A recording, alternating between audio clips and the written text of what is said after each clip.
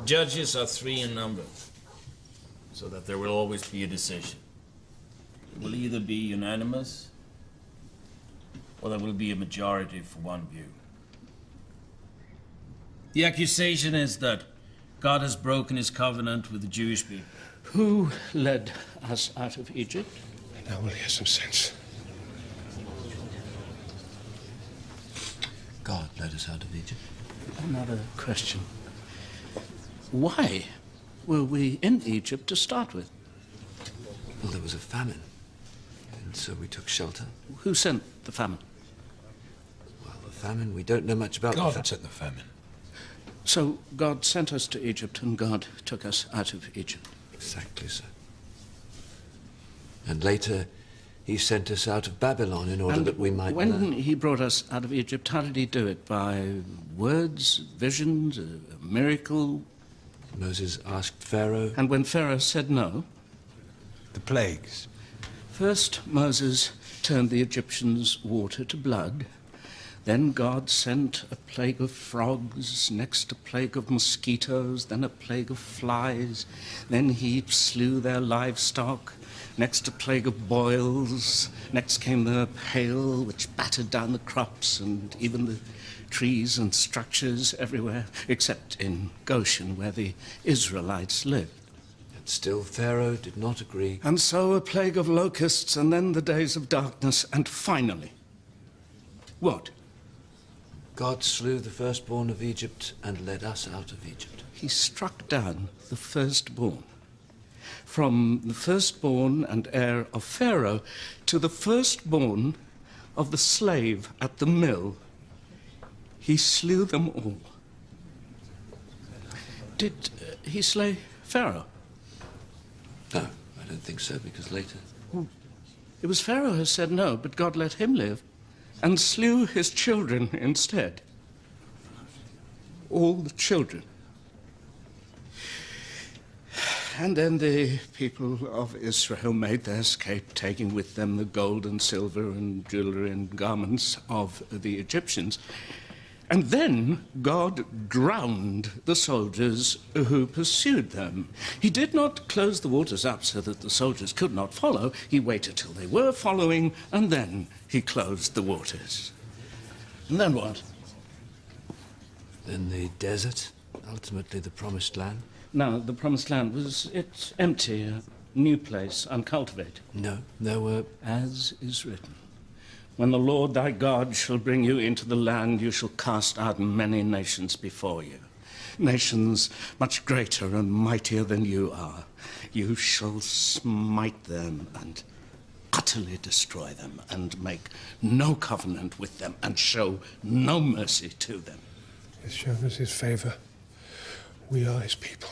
And he gave us a king in Saul. Now, when the people of Amalek fought Saul's people, what did the Lord God command? I ask the scholar. Crush Amalek, put him under the curse of destruction. Was Saul to show mercy, to spare anyone? Do not spare Do him. not spare him, but kill. Kill man and woman, babe and suckling, ox and sheep, camels and donkey. So Saul set out to do this, and on the way he met the Kenites. Now these were not Amalek's people. He had no quarrel with them. He urged them to flee. And the Lord our God, was he pleased by the mercy of Saul, by the justice of Saul?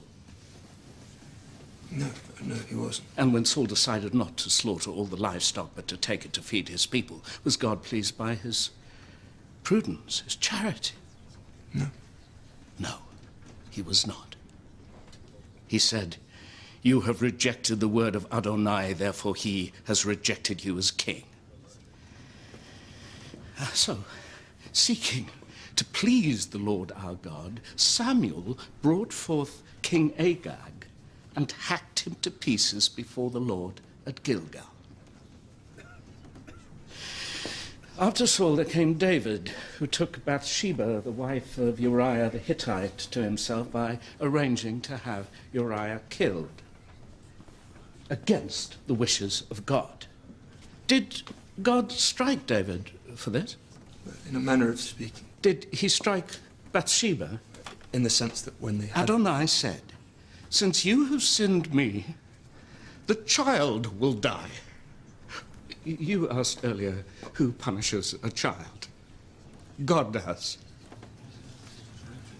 Now, did the child die suddenly, mercifully, without pain? In chapter 12, we learned that in actual fact... 7 days. 7 days. That child spent dying in pain, while David wrapped himself in sack and ashes and fasted and sought to show his sorrow to God. Did God listen? The child died. Did that child find that God was just? Did the Amalekites think that Adonai was just?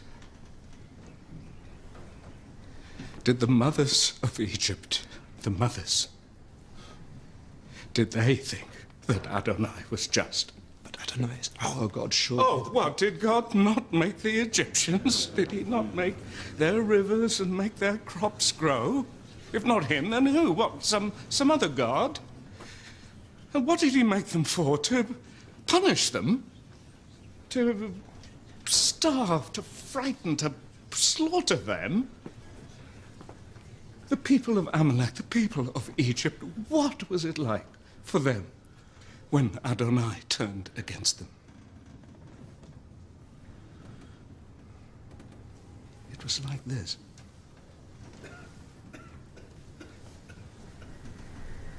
Today there was a selection, yes? When David defeated the Moabites, what did he do?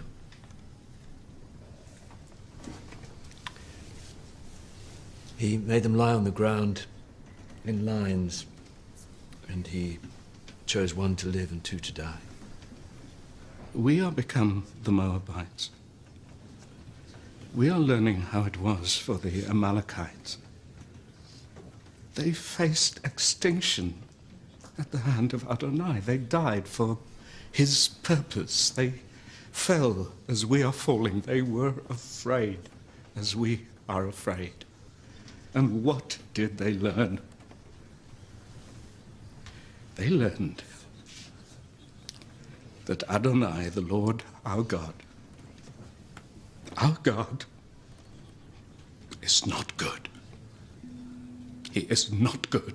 He was not ever good. He was only on our side.